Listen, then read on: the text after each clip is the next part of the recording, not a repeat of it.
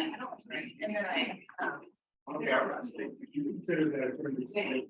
It wasn't going to the town.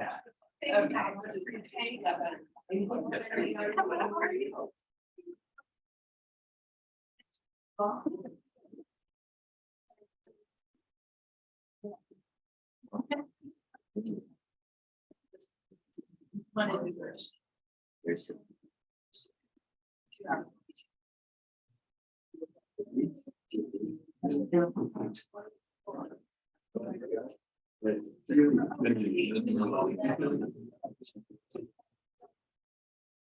Pretty good.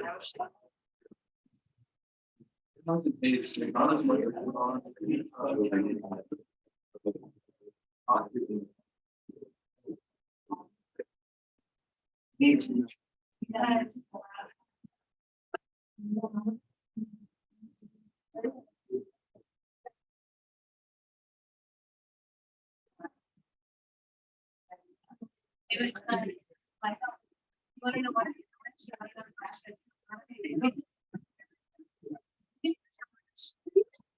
Right.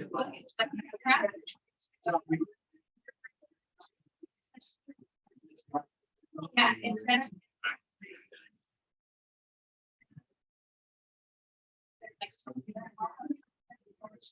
I still think we don't get, they don't want to choose that.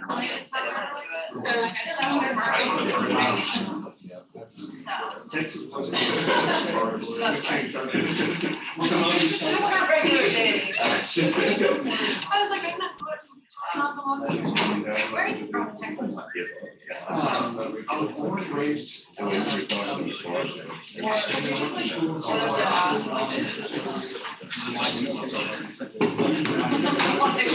Sign up for Indy.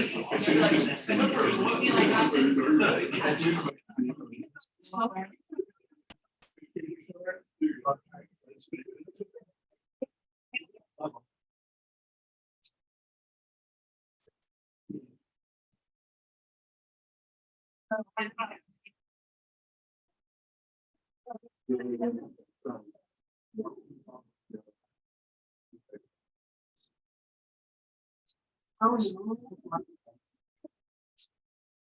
It's true, and I don't know, like.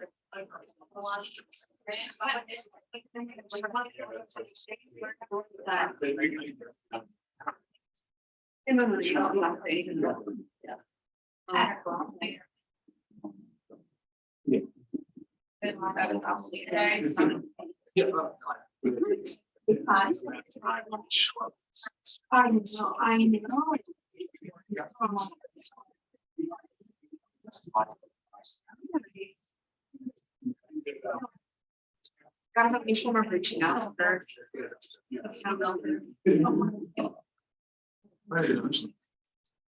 No, okay, then I know.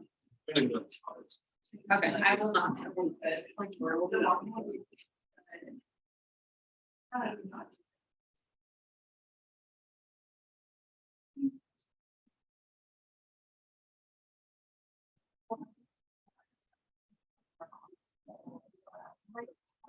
I was big.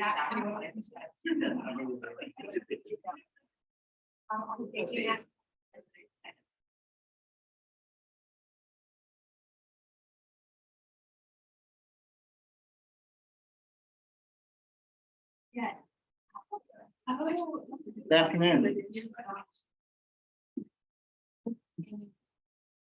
Good afternoon.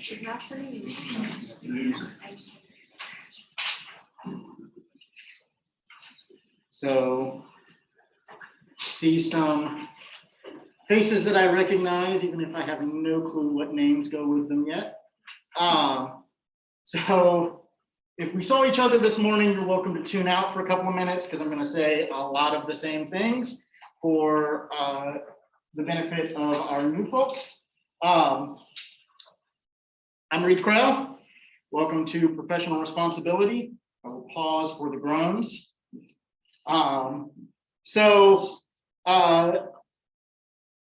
This class, I'm going to let you guys in on a secret about the Washburn Law Faculty. There are a lot of people in this building who were hired to teach this class. And then as they became more senior, they shuffled it out of their teaching packages. I'm not going to tell you who they are. What that means is that this class tends to be taught by more junior faculty. Hi, junior faculty. Why is that? Why do senior faculty try and shove this off their plate? I can think of 3 reasons. One is that you guys don't get a choice in taking this class. So you already come in not exactly enthusiastic. Maybe you're enthusiastic, but not all of your classmates are going to be. 2, this is an extremely technical subject in that we will be spending significant amounts of time grappling with the text of the rules and reading them quite closely to try and figure out, is the conduct that we're interested in something that is subject to discipline or not? Because of that, it can be hard for students to grasp. It can be hard for faculty to communicate the material. And then the last reason, and I really think this is the most important reason, is that this class is dissociative. By which I mean it has 2 different personalities. We have, and you guys, based on what you guys have said in your surveys, some of you are very interested in one identity that this class has, and some of you are very interested in the other. The 2 identities of this class are, on the one hand, we have to get you ready to pass the MPRE, because that is a really important gatekeeping mechanism. If you don't pass it, you're not going to be a lawyer, right? If you're not going to pass the MPRE, I'll find you a dime. You can call your mother and tell her you're never going to be your lawyer. You're all too young to get that joke. Maybe not you. I'm way too young for that. Got it. So that's one side of the class. The other side of the class is, what do you do when your boss asks you to do something that is legal but wrong?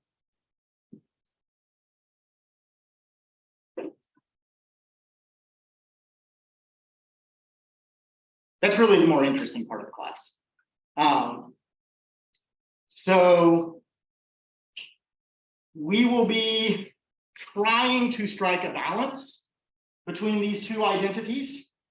We want you guys to successfully pass the MPRE. We want to make sure that you are ready for the bar exam. But we also want to make sure that every day that you get up in your legal careers, you can make eye contact with that person in the mirror who's staring back at you. So what that means is that nobody's ever really happy with the class. The folks who want this to just be like, get me ready for the bar, they're like, why are we spending time on these like personal questions? Who cares, right? Whereas the folks who are really interested in developing their own personal ethics and sort of thinking about how their ethics are going to inform their practice are like, why are we spending all this time talking about the rules, right? They are both important. And we are going to try and pursue both. And who knows, maybe in 10 years, I'll be a senior faculty member who will be like, get this class away from me, but I hope not. I hope I'll always be as excited about this class as I am today. Okay. Some administrative stuff. First of all, I'm gonna call out somebody. We're gonna reserve the back row of the classroom. Why are we reserving the back row? Those who were here in the morning. Yes. For people coming in and out, they have job interviews, they have kids to take care of. Right. So,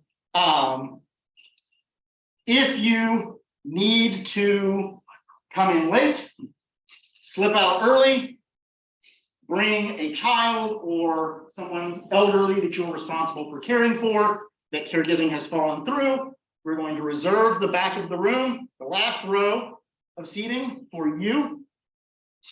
So if you are seated in the back row, please come on down. And I am sorry for calling you out like this. I have passed around a sign-in sheet.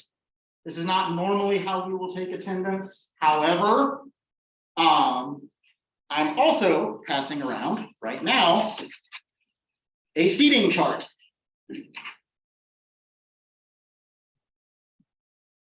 There's enough of you that I don't feel confident that I will know names and faces.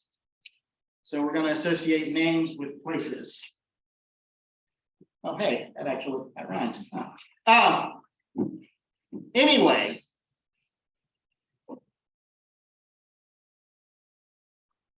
I'm using the sign-in sheet so I know who's here so that I don't call on some poor schmuck who didn't make it in today. So if the sign-in sheet has come around, is there anyone who did not get a chance to sign in? Please raise your hand. Anybody? Yeah, okay. All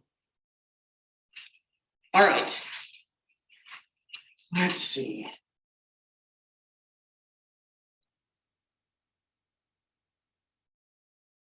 What else did I talk about this morning, guys? Help me out here. Passing on questions. Yes, so passing, we're going to handle passing a little differently in this class than we are in the morning. As the syllabus talks about, you have an unlimited number of passes in this class. Thank you. Here is the devil's bargain. When you pass on day one, you are committing to being called on in day two and not passing. So if I call on you today and you pass, no problem, we'll move on. On Thursday, I call on you. If you pass, then I will take a penalty on your participation grade. So that is the price of passing in this class. So doing it a little bit differently, because this class is going to be structured a little bit differently than Civ Pro, but that's how we're going to do it in here. Masks. I am wearing one because I flew on Sunday. And so whatever I may have been exposed to, don't want to give you guys the opportunity to catch it. I reserve the right to say, you know what, we're all going to start masking up. And I reserve the right to absolutely refuse to explain myself. Let's see. Courtesy of Mr. Green, the readings for today were posted on D2L. So no excuses on that front today. And the readings for Thursday will be posted tomorrow. To be perfectly frank, I overslept and was out the door in a rush and left my books on my desk at home. So I'll bring them in tomorrow and we'll get everything scanned for you guys. Okay. Any other questions before we move on to today's material?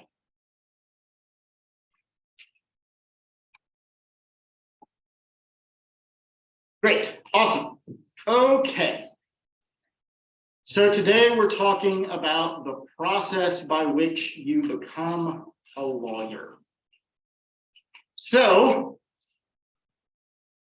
what are the requirements for you to be admitted to practice in most American jurisdictions? Yes, An undergraduate degree. okay, yep. What else? Have attended an ABA law school. Is it only ABA law schools? This usually means when accredited by the ABA is what the book says. Yep, right. But there are states that have law schools that are not ABA accredited. Okay, California being notable, but they are in other places as well. And the only limitation on the graduates of those law schools is that usually they can only take the bar exam in the state where their law school was located. So you have to have some sort of law degree, right, from a US law school, right? What else? Yes. That's a character defense evaluation. Yep.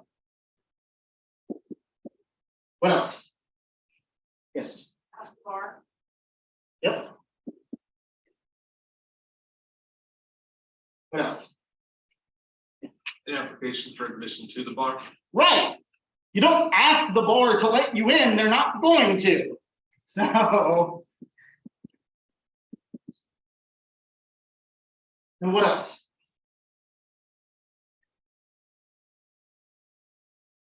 Yes. You have to pass the MPRE. Well, we'll lump that in here, but it's, you're right, but we'll lump it in there. What else?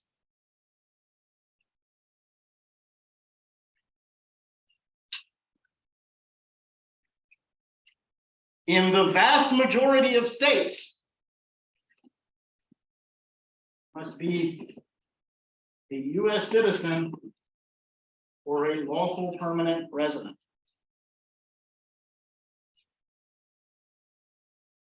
What are the states where this is not the case?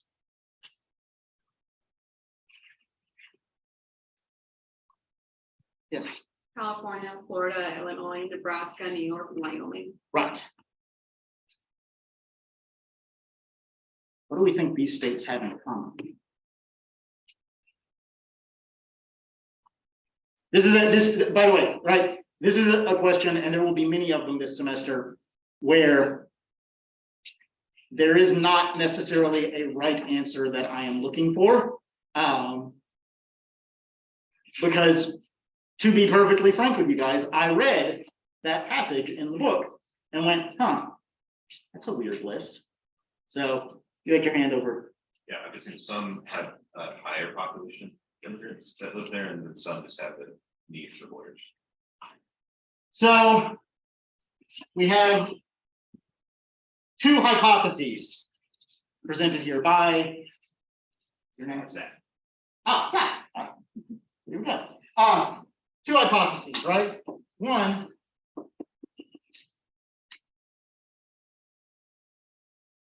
high immigrant population, and two, need for lawyers. Let's investigate that.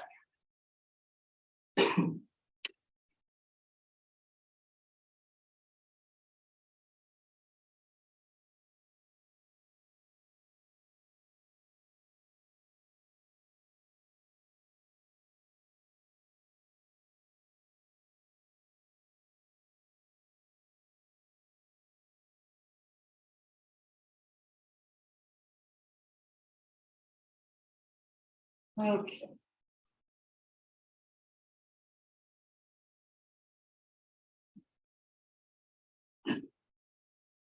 All right, so let's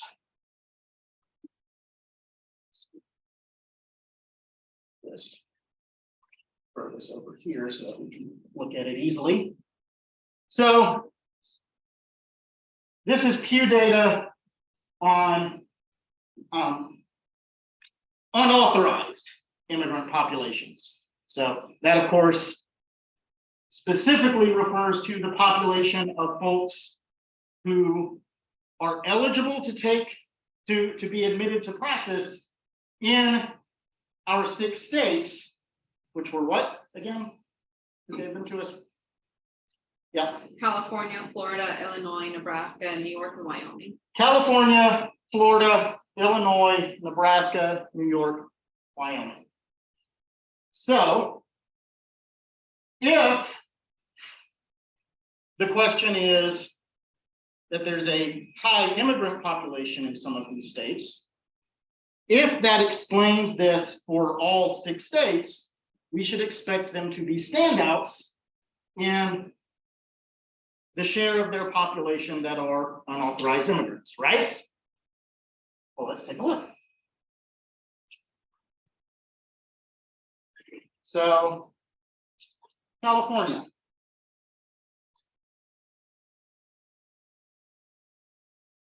What is its share of unauthorized immigrant population? Or the share of its population that are unauthorized immigrants? That is, what I asked is a different question. 20%. Oh. 5.6. Right, it's the share of the population that are unauthorized immigrants. This is the share of the immigrant population that are unauthorized. Okay? So 5.6%. Looking at the states around California on this list, does that seem like an outlier, an extremely high population? Seeing some nods, seeing some maybes, right? So judging this data by eyeball is hard, but in sort of looking at this, I would say, yeah, that seems kind of high. Okay. So after California was Florida. So let's look at Florida. What share of Florida's population are unauthorized immigrants? About 3.8%. Right. Right, 3.8%. Does that seem like an outlier to you? No, it seems more or less in line with what we're seeing around here. Okay. Next up is Illinois, where we have 3.2%, right? And then Nebraska, 3.1, New York, 3.6, and Wyoming, 1.2. So of these 6 states, which ones do we think might allow unauthorized immigrants to be admitted to practice due to immigrant population pressure?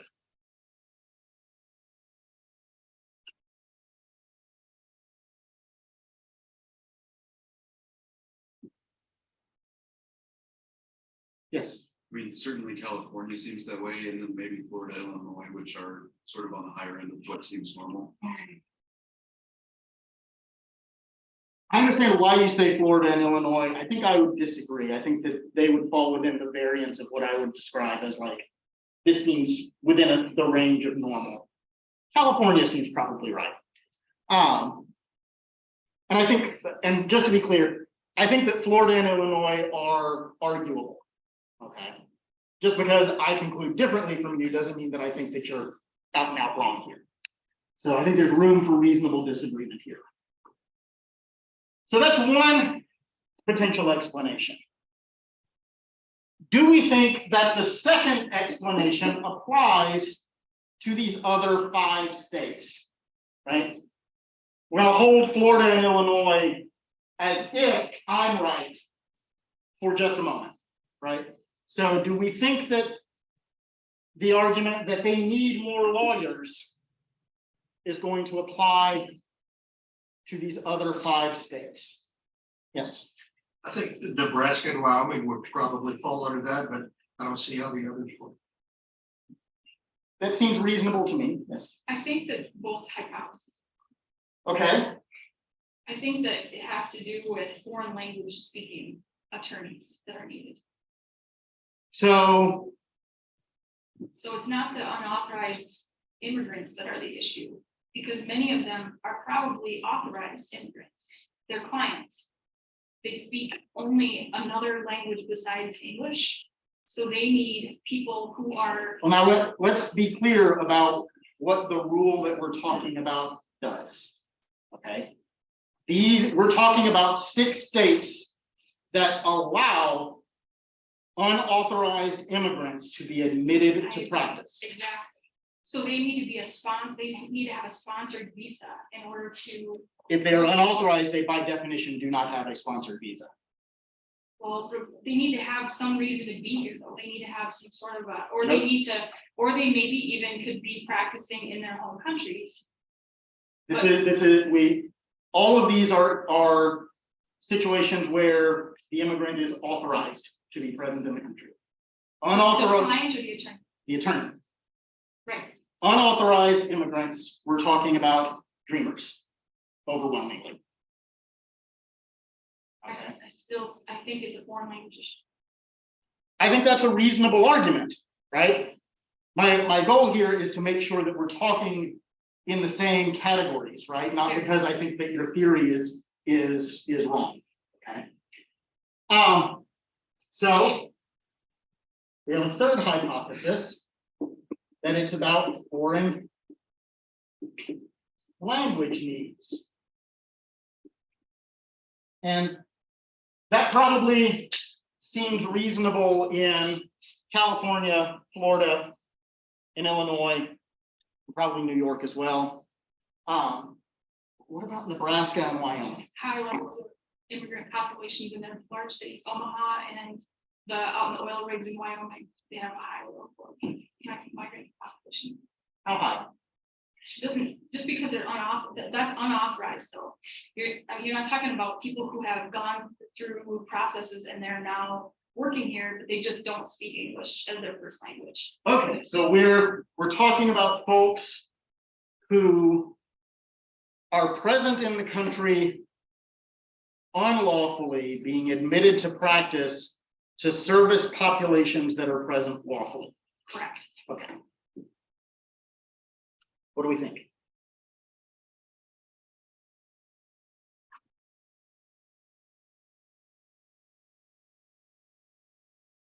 Feeling good about this? How would we investigate it?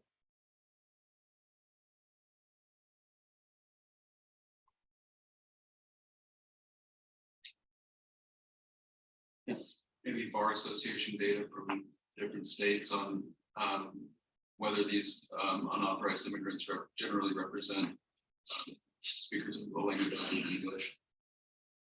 How do we get that data?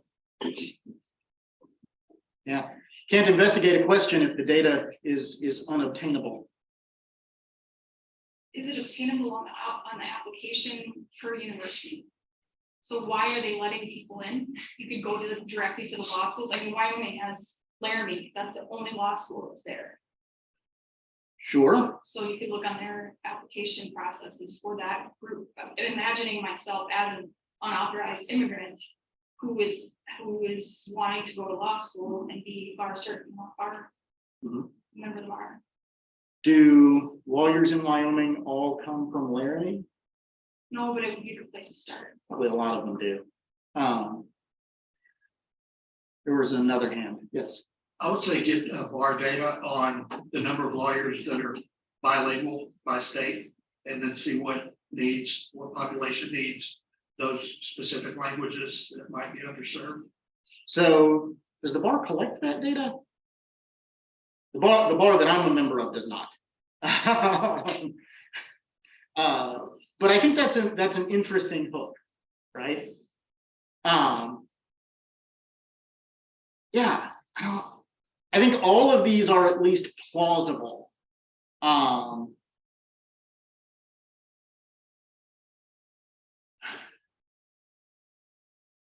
would you investigate this in such a way that you could distinguish between these three hypotheses?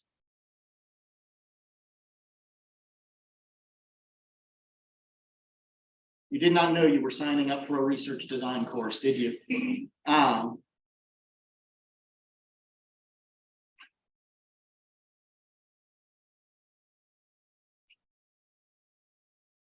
I do not expect you to have an answer to this question.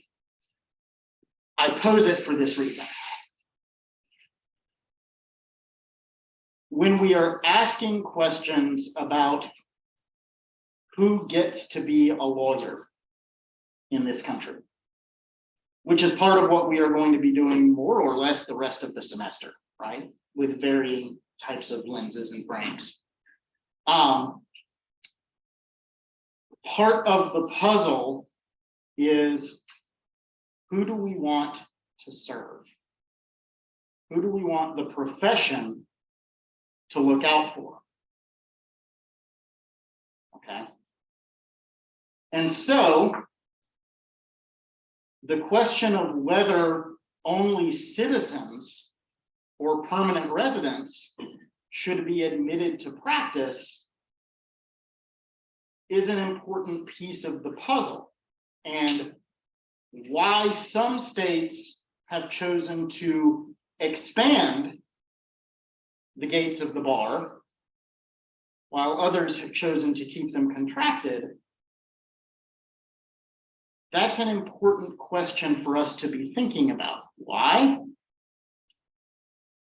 Because we need to understand why these choices were made as we choose whether or not our own states are going to expand or contract the gates of the bar, right?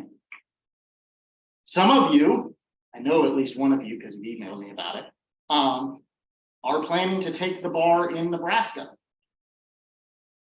where you may have an opportunity as part of bar leadership to contract the availability of the practice. You may be in a position to say, hey, we don't want unauthorized immigrants joining the Nebraska bar. And having an understanding of why these choices were made in the first place is an important component to being able to decide what you think should be the status quo going forward. Okay. Questions so far?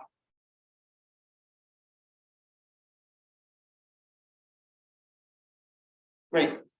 Everything's clear. I can put all of this on the exam and you're all going to be great. All right. So with that in mind,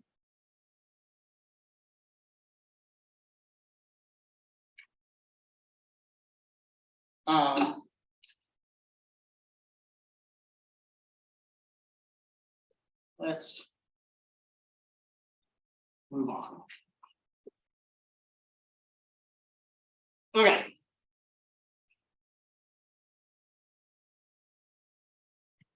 So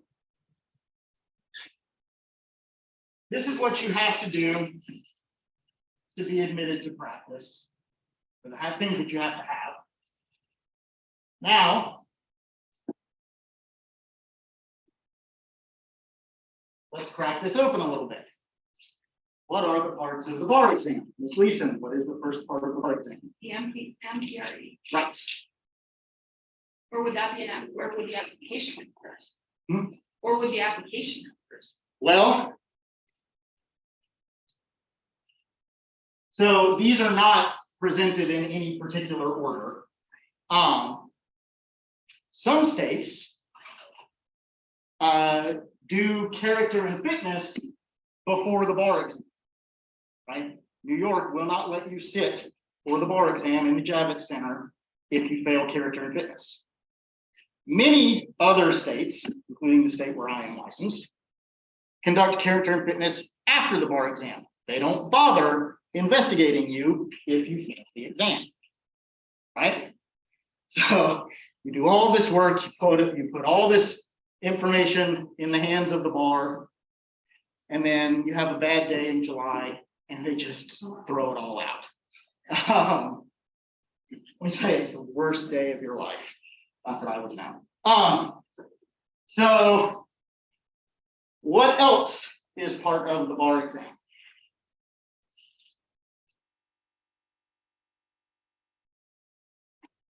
Yes. The multi-state bar examination of the UBE. So MBE. And what does the UBE consist of?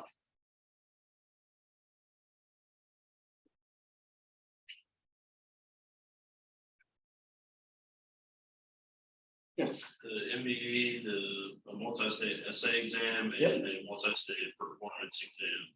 Yep. Okay. If you are not in a UBE state, which more and more states are, there will be some sort of state specific exam, and they may use some or all of these three components. Okay. When I was taking the bar exam, there was a thing called the MPT, but I think that's become the MPE. Okay.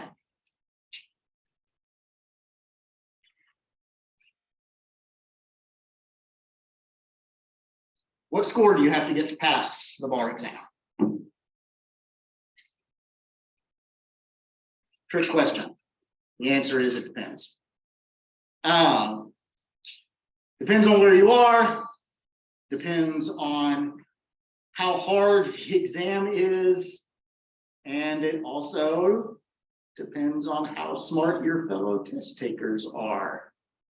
Because if the population of test takers does better on the exam, the scaled cut score, the raw score that is scaled to reach a cut score rises.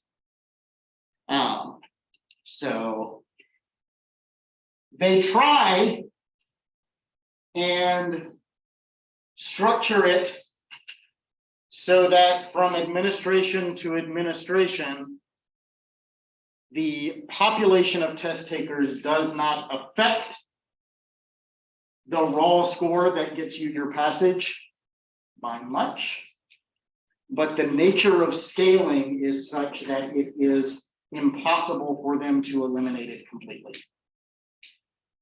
So I regret to inform you that to some extent, that is largely out of your control and unpredictable, you will be competing with one another on whether you are admitted to practice.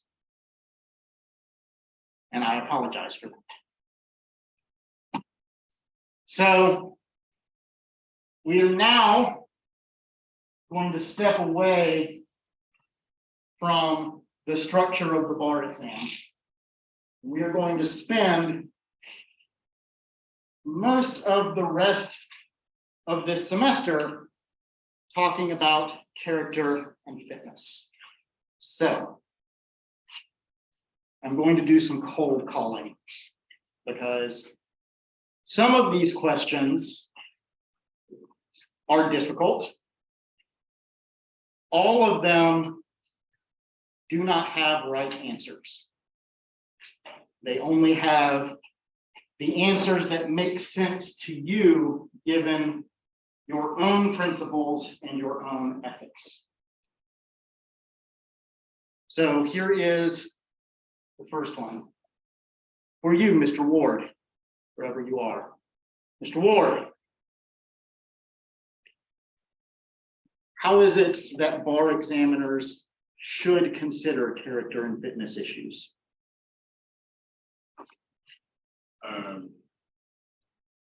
Probably through your past and through a test. All right, so Mr. Ward has given us a strident defense of the status quo. So, let me see if I can draw you out a little more, Mr. Ward, by phrasing my question a little more precisely for you. Is the status quo for how bar examiners determine character and fitness, is that the best possible mechanism for determining character and fitness to practice? I think you can challenge the test as probably not being the best way, but I don't know what the best way would be. I think your past is very relevant Okay, why? because your past shows your ethics, how you think of the world and what you think is okay. Is character static, Mr. Ward? No, So how much does my past illustrate my present ethics? I think it almost has to some degree, or at least likely does. I mean, So let me stop you right there. If ethics and character are not static, if they change over time, then how is it that my past ethics, my past behavior can allow the bar to predict my future performance as an ethical attorney? I totally understand what you're saying, but in terms of metrics for judging who somebody is, if something is completely non-static, then you can change from day to day, and there'd be no way of knowing who your character is. Tomorrow, you might be a different person. Can I get like an extra 6 inches on my neck and shoulders if I'm a new person tomorrow? Okay. There was a hand in the back. Yeah, I think that he is correct. And so I just filled out the Nebraska bar. And so every issue that you think that might draw, like raise concern, there's like a box that allows you to explain such. And so, yeah, if you can explain a past mistake and show how you've changed, I think you now show the character that you are today and how you hope to represent yourself as an attorney. And so I think by that, your past mistakes can be kind of erased or could have been a teaching lesson. But if you don't believe what you did in the past was wrong, then that shows the character that you are today. Because I believe your past mistakes make you the person that you are today. And sometimes past mistakes can make you a better person. And by that box, it allows you to explain yourself. So it's not necessarily that your past conduct explains your present character or your future character. It's how you talk about what you've learned from your past conduct. Is that correct? If that's what you wish to provide in the box, And what if you don't? then I guess that shows that you did not see an issue with it. And then that's up to the bar examiners and the state to determine Okay. whether that's big enough to not allow you to take it. Was there a hand over here? No. Okay. This seems reasonable to me. All right. So I regret to inform you that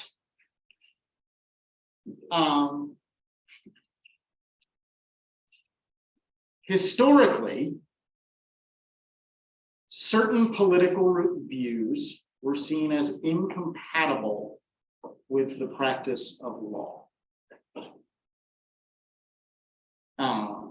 In particular, in the first half of the 20th century or so, being a member of the Communist Party or a holder of socialist political views was frequently grounds for refusal of admission to practice in the United States. Does that seem right to you guys? Or does that seem like a mistake that the bar has corrected. So our options are, right, because right now that is not a barrier to practice. But it has been in the past. So my question to you is, was this barrier to practice a mistake that the bar has rectified by removing? Or was it an appropriate barrier that should be put back into place? Ms. Olive. No, I think it was more of correction as time goes. Because as long as, if they weren't involving themselves in very non-ethical activities, I think you should be able to have your own ideas. I think it's more of correction unless they find something really bad that you've been doing within these parties. What would be really bad? Something that's deemed unethical by the bar association, maybe. I mean, but what I'm telling you is that, like, up until the 1950s, 1960s, like, being a member of these organizations was really bad. Yes, I think that just plays in part with the whole Red Scare. I don't think if there were some members that were actually contributing to the downfall of the United States by being in these parties. So that's an interesting phrase that you use there. Contributing to the downfall of the United States. What does that mean? Some sort of treasonous activities, maybe spying in one way or another. So treason and espionage are reasons to prevent someone from joining the practice of law. Anybody want to disagree with that?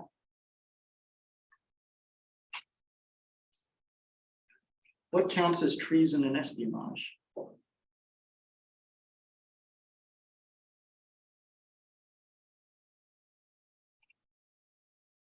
Let's suppose, right? So we've established that on the one hand, being a member of the Communist Party, probably not an appropriate reason for exclusion from practice.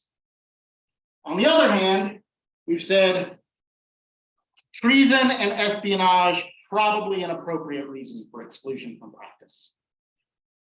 So let's fill in the gap between these two a little bit more. What if you take the position that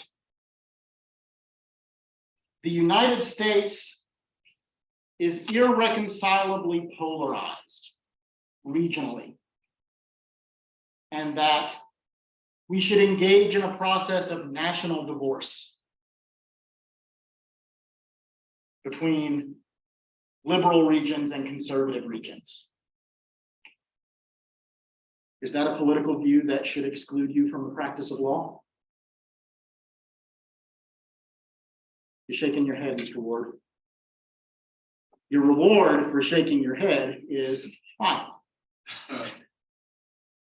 Well, I think believing that the United States should be divorced and taking actions to divorce the United States are different things. So espionage and treason are acts, affirmative acts by the person, but believing that it's okay, or believing that maybe somebody should commit espionage, or believing that the United States should be communist is different than taking the act to make it.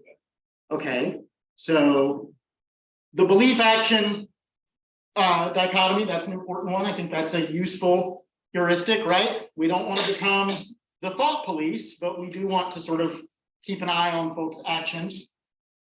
But what if I take away that dichotomy from you and I say, okay, this person, right, this applicant is not just believing in the desirability of a national divorce, they are actively engaged in political activity to bring it about.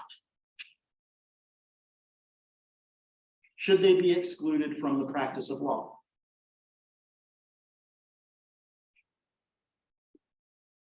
Yeah. I think no, because the distinction between views and acts is not such that, or it is such that if you were to say acts from a political viewpoint are punishable is kind of to strip away the teeth from any political view, and that's essentially making it so that the political views are just punished. Okay, so even if you are taking action to bring about a national divorce, we are not yet prepared to exclude you from the practice of law. Okay? What if you firmly believe and take action to advocate for an Article 5 constitutional convention to replace our existing separation of powers with a Westminster-style parliamentary system, or even a French semi-parliamentary system, or proportional representation, or any of the other democratic systems that the political scientists tell us function so much better than American presidentialism and federalism. Should those folks be excluded from the practice of law? We've heard your argument, because I assume you're making more or less the same argument. What do the rest of you think? Ms. Wackerly, what do you think? I don't think so, just because it's kind of similar to what they said, is how I don't think just because you have a certain view, you should be excluded. It's just the actual take on that view. But again, right, I am telling you, these people are taking action, right? They're writing op-eds, they're they're voting for candidates who support this, who pledge their support for this kind of constitutional convention. They are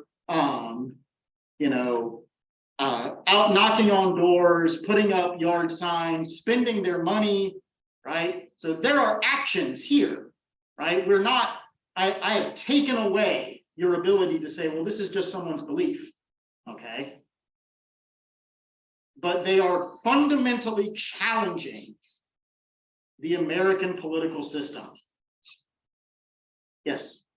Anytime, it's almost a slippery slope argument. As soon as you start telling people they can't be a part of the bar because of what they believe or what they feel, even if they're acting upon those feelings or beliefs, it can apply to anything.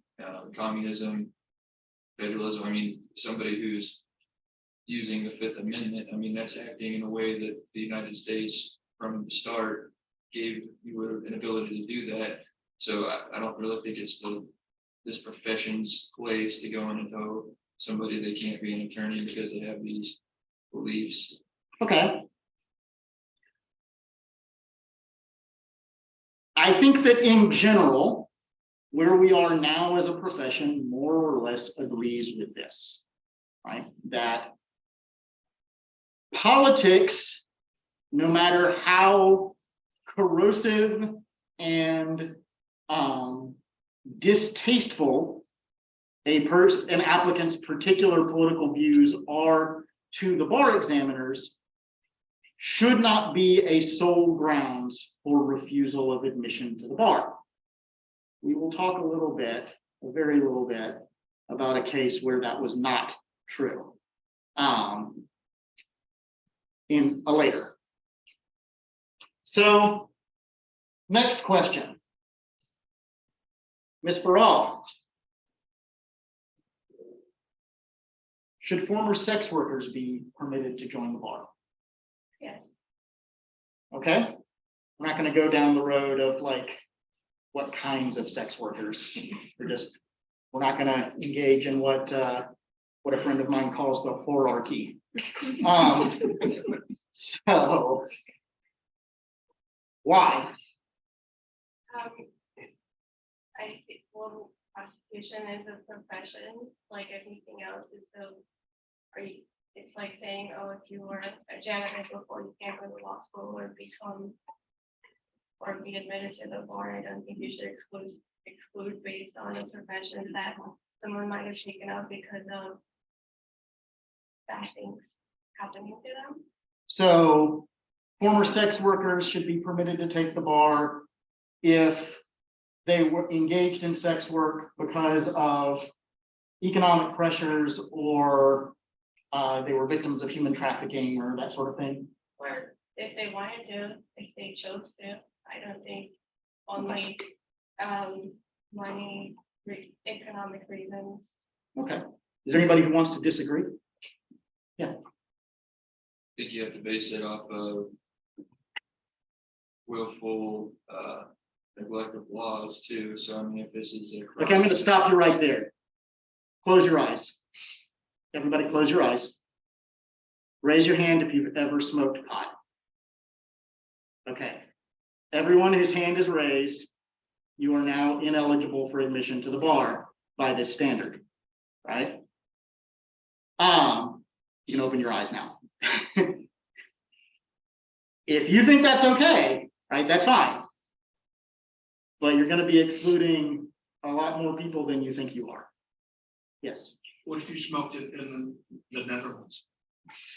well, that's a different question, isn't it? So, are you telling us something? No, I'm asking for a friend. yeah, right, okay. Okay. I'm gonna pose some questions that may make you uncomfortable. Okay? And I say this because I want you guys to recognize that I am not doing this to make you uncomfortable. I am doing this because these are questions that the profession had to grapple with and had to answer for itself. And where the answer changed over time. So, should the practice of law be limited only to white people?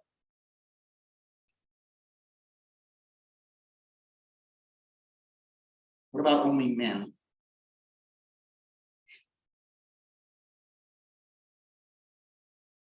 How about only Christians? Here's another alternative question. The cultural and religious practices of Orthodox Jews bear a strong relationship and share a lot of the skill set with what we expect from adversarial practitioners of law.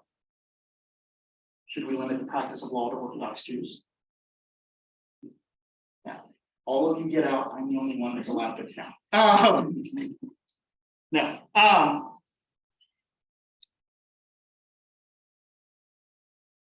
Should lawyers be required to be heterosexual? How about cisgender? Ms. Barral, you're nodding. Yeah. Oh, okay, that's fine.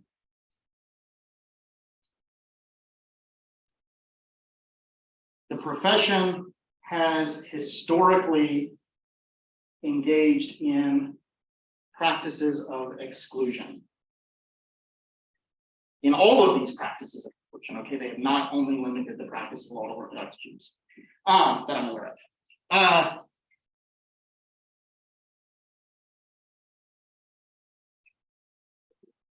Why do we think that that's wrong now? Mr. Van Diest, why do we think that's wrong now? I think that like historically, society was a like societal exclusion. And as society has developed, the law profession has. Boy, I'd like to believe that. That's one of those things that seems right until you realize that like what we're seeing now is proof that society hasn't really developed. Do we think that the legal profession, so Mr. Becker, this question's to you. Do we think that the legal profession is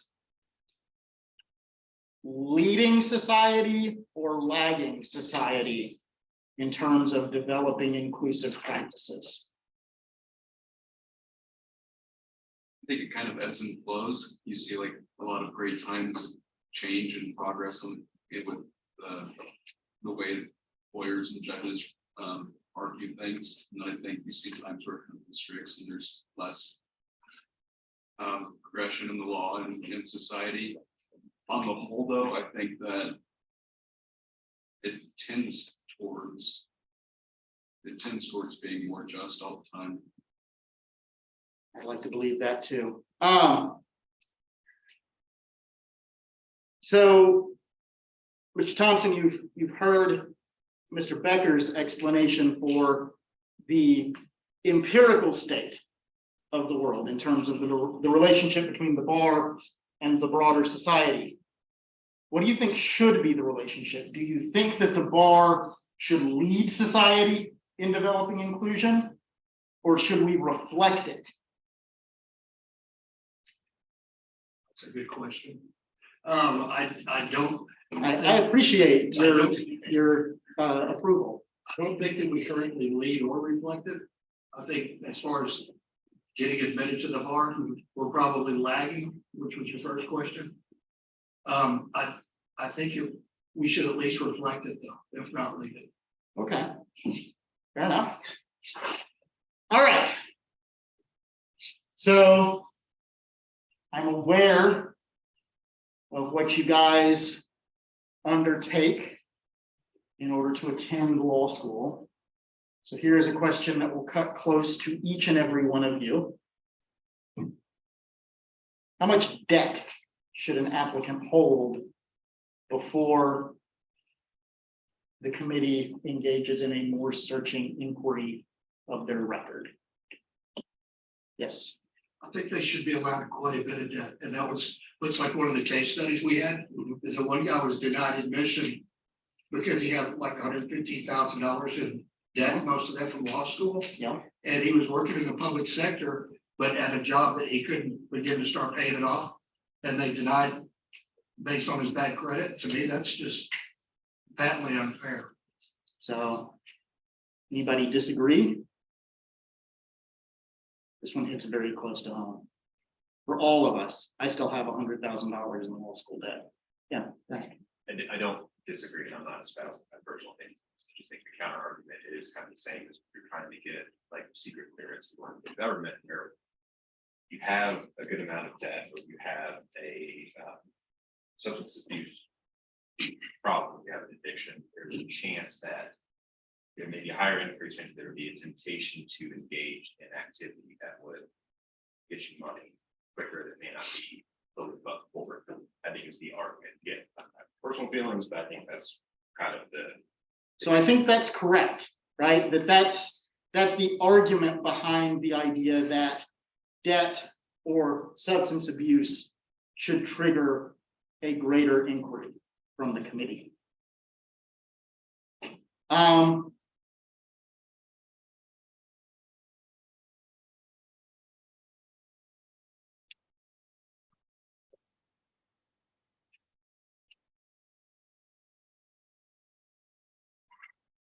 Mr. Cruz, let me ask you this question, right? Is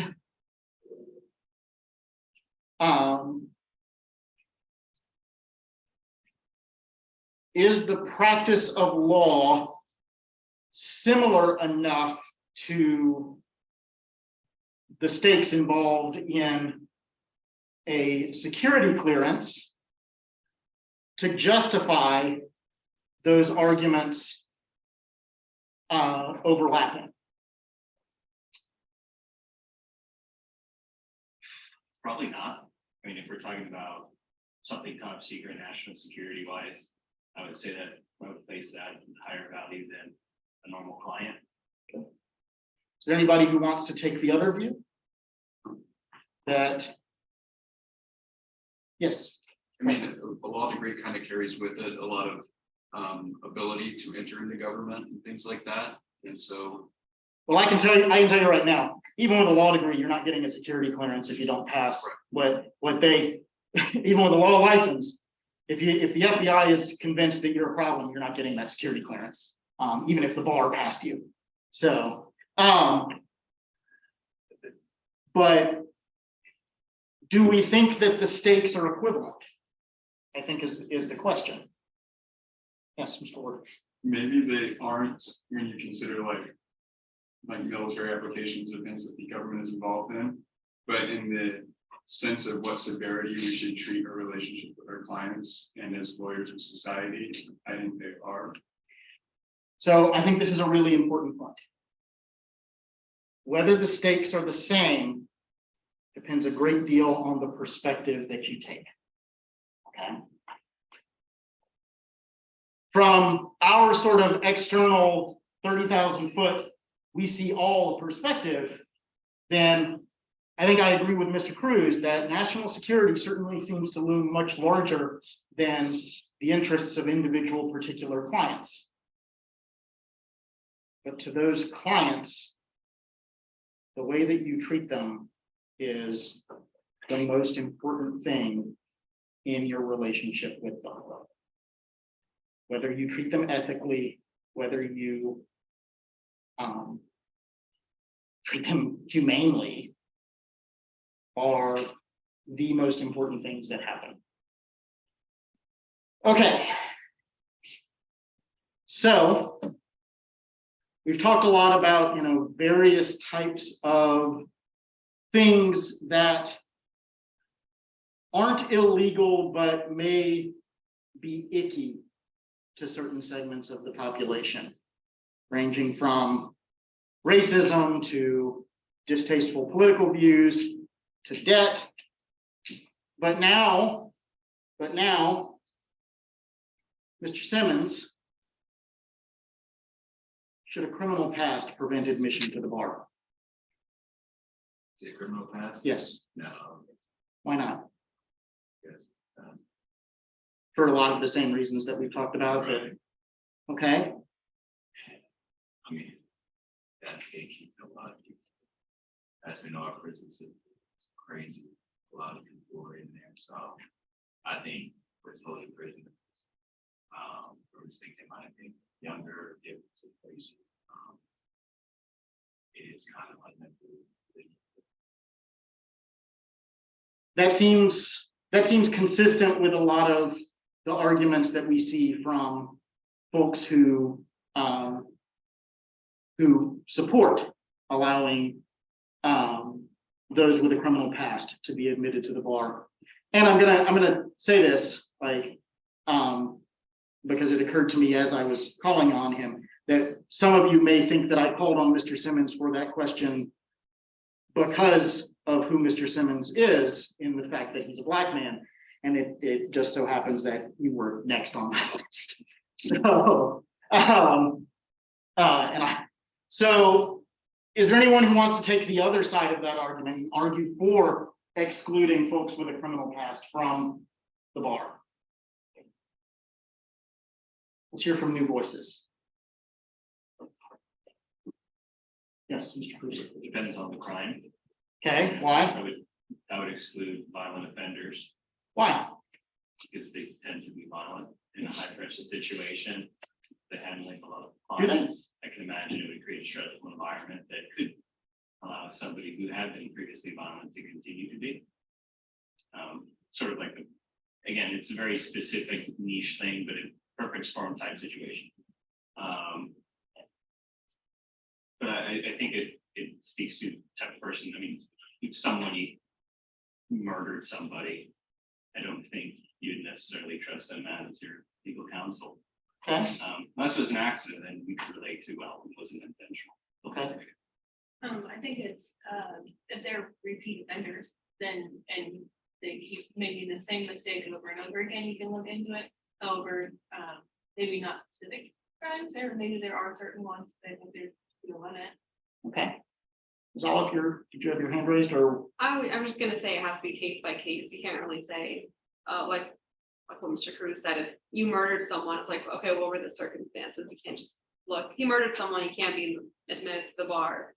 Or, for example, the example of the guy engaging in the sexual conduct with a minor, like that's obviously very terrible. That's something that probably he will continue to do in his practice, maybe use his practice to exploit those actions further.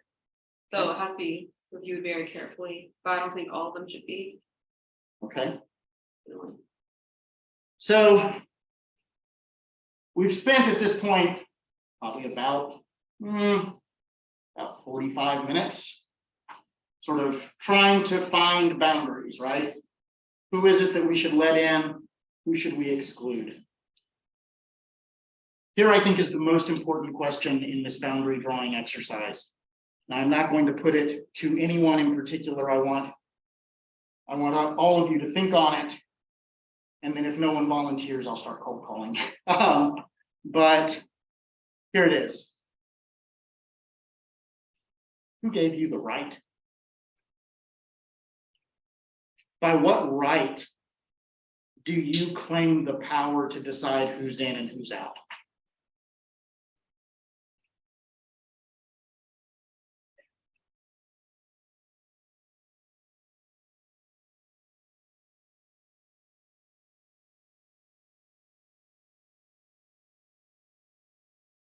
And of course, the strictly correct answer for all of you is I gave you the right by asking you the question. But put yourselves in the seats of the bar examiners for a moment and ask yourselves,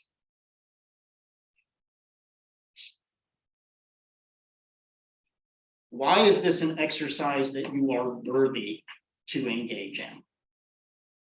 Who are you to decide who's in and who's out?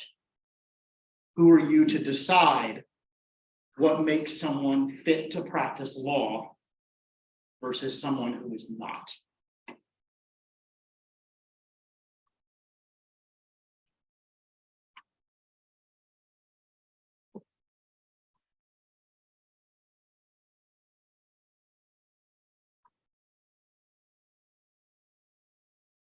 Yes, sure.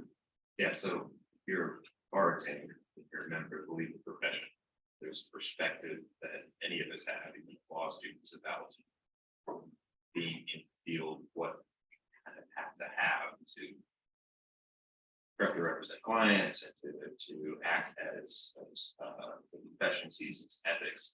Obviously, there are issues there where you can have a majority view that isn't necessarily an ethical view, then that predominates, who gets in and who doesn't. I don't know how bar examiners chosen, but there's kind of democratic system that would kind of help at least get the ballpark of being just. So let us suppose, for the sake of argument, that bar examiners are appointed by bar leadership. Do we feel okay with those folks, with folks who are chosen through that process, deciding who's in and who's out? Does that seem right? Does that seem fair? Yes. Oh, yeah, sorry. I don't think so, because again, in the beginning, they said only white men can be lawyers, and then new bar authorities came in and said, okay, now white people can be lawyers. It goes with the times, and so it's not always that's the correct person. Maybe somebody 50 years from now looks at our current administration and say they were wrong in doing whatever it is they did. So I think this is a useful point, right? That when those who are already in the club decide who gets in, then one of two things happen. Either they keep folks who aren't like them out, which is what Ms. Olive is talking about, right? White men only admitting white men, or they condescend to allow in those who have been excluded, but only if they perform according to the standards and expectations of those who are already in. So women can join the bar, but only if they perform the expectations of masculinity, but not too masculine, because we don't want you, scaring off the boys who might be asking you out. We're not going down that road. We'll let black folks into the bar, but only if they perform whiteness to our specifications. We'll let undocumented immigrants into the bar, but only if they agree not to rock the boat and push for too many immigrant rights.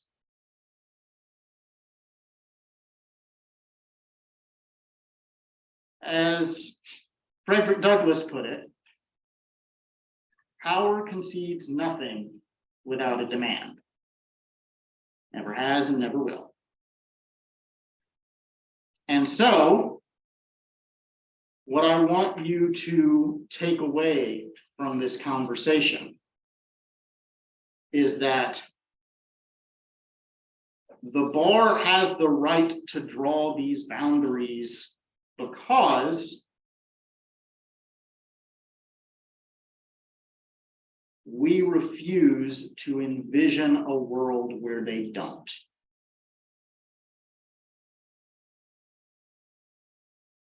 And so one of the things that we may grapple with over the course of the semester is, what would the profession look like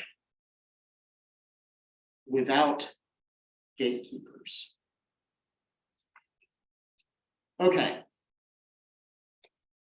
So let's wrap up today by talking through some things that are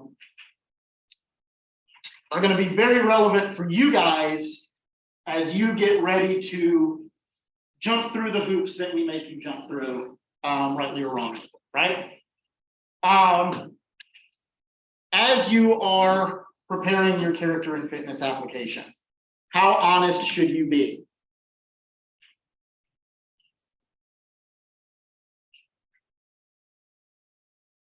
Completely. Let me ask the question a different way, because I think that's true. Maybe not helpful. Is there such a thing as being too honest on your character and fitness application? You're nodding, Ms. Wilson. You think there is? I don't think that they want to know that you pushed your brother and he skinned his knee when you were 6. Boy, don't ask the bar whether they want to know that. No, here is the answer, okay?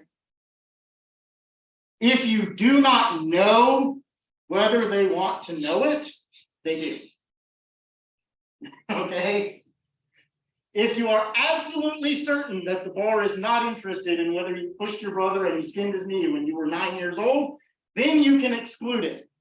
But if you have that 1/1000th of 1% uncertainty, put it in and let them decide that it's not worth investigating. Okay?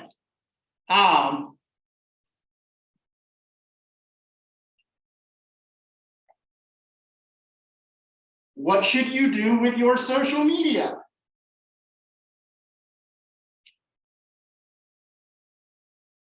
Clean it the hell up. No pictures from spring break in South Padre. No pictures from, no nasty comments about whatever, right? For the time being, you should not post anything on social media that you are not comfortable being projected in front of the committee on professional responsibility. If you think that 8 old lawyers from across the state of Kansas would find that joke funny, go ahead and post it. If you aren't sure, maybe keep it to yourself. Your other option is to go private. Because with the exception of, I think, Florida, as long as your social media is not publicly available, they can't look at it yet. That may change. Okay. There were certain ethical disclosures that you were required to make in the process of applying to law school. It is possible that you may discover in doing your bar application that something that you should have disclosed was not disclosed. That's rare, but it does happen.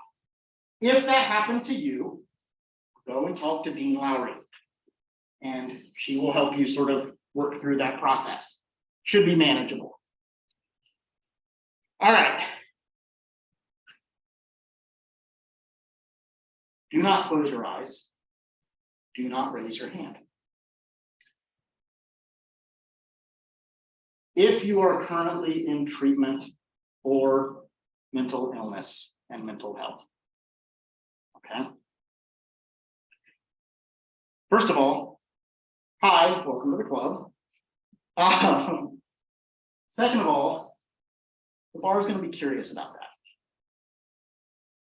Now, what I will say is that the level of curiosity that bar examiners express about mental health treatment is vastly reduced from when I was applying for the bar. I actually had to get a lawyer related to my bar application because I was in therapy because law school sucked. When I disclosed that I was under treatment, the Mississippi Bar sent me a letter that said, hey, we want your therapist's complete file, including all of their session notes and all of their supervisory discussions. And my therapist went, fuck no. And I was very fortunate that the Alabama Disability Advocacy Program agreed to represent me. And they sent a very nasty letter to the Mississippi Bar. And the Mississippi Bar went, oh, okay, I guess we can't do that. And they dropped the matter. And basically, my therapist wrote the same letter that they write for every law student that they care for, which is, yes, Reed Krell is under my care. He's not a danger to himself or others. He is capable of engaging in the practice of law. And that's as much as the bar is actually entitled to. But they will push you and they will demand more than they're entitled to, and you will have to push back. And you will be scared because you will think, wait, what if they keep me from being admitted because I don't tell them everything they want to know? And there are organizations out there that will advocate on your behalf and that will protect you from an overreaching bar. Okay? All right, so we're going to close today with problem 1-2 in the book.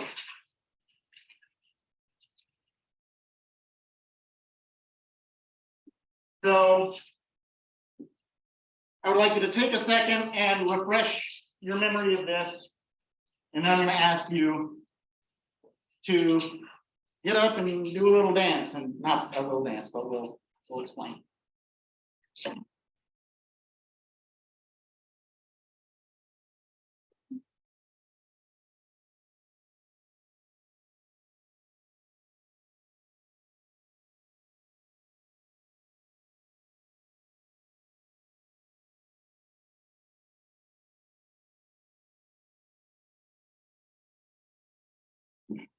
Look up at me once you have adequately refreshed your recollection.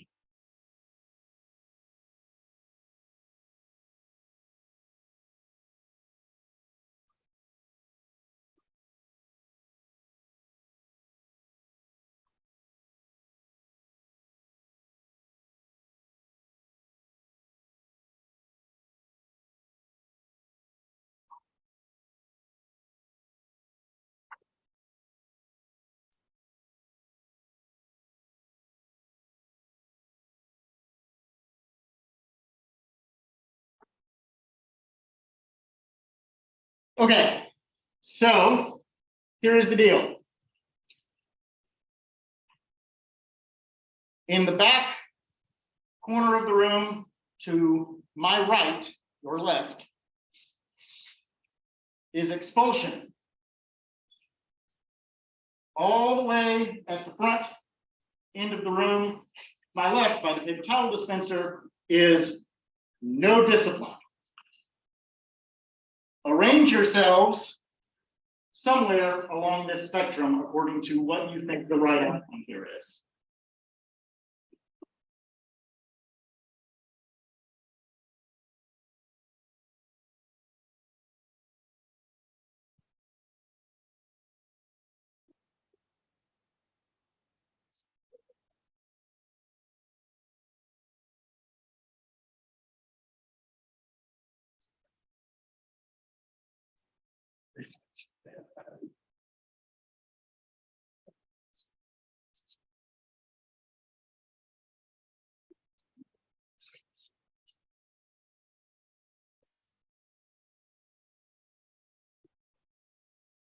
Okay.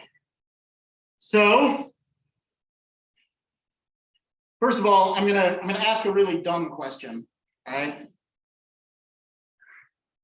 What exactly is the meaning of the back to front dimension to you guys? Like, it's okay, this is just me asking it for my own curiosity. So, Ms. Barol, what does it mean that you're here in the middle of the room rather than down here or at the back like those gentlemen behind you? Well, I was thinking I wanted to be right in the middle. Okay, I think it's just a spacing issue. sure. Is that more or less what happened with you guys? Like you, okay. What do you think is the right discipline here? Suspension. Okay, is that what you thought? I thought just put it on their record and let them go Okay, do so a public reprimand, so to speak? like. Maybe a suspension too, but not like a whole semester, like a month or two. Well, let's talk about the logistics of that for just a second, That might not work. right? Can you suspend someone for less than a semester in higher education? Probably not, like, because if you suspend them for a month, like, now they're a month behind in all their classes, and what are they gonna do? Like, they're probably just gonna drop everything and withdraw for the semester, so you might as well just suspend them for the semester. So had a massive fight at a different institution over an administration that would disenroll students mid-semester for outstanding balances. Massive fight that I lost, by the way. Okay, so over here on my right, why are you guys leaning towards, it looks like you're leaning towards like a fairly lengthy suspension? Anybody going all the way to expulsion? Expulsion. Yeah?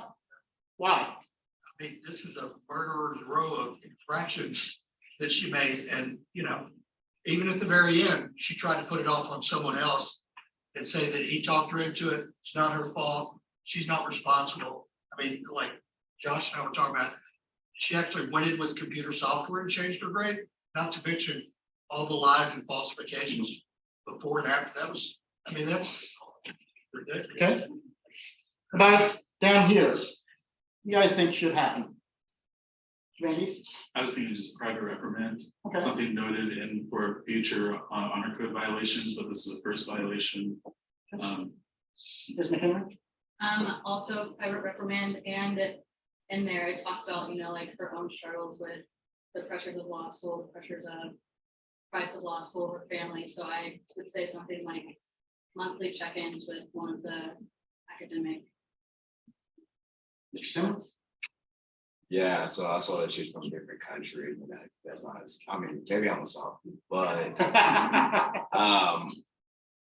I don't think, especially her already being dead, I don't think it's like she needs to be withdrawn completely.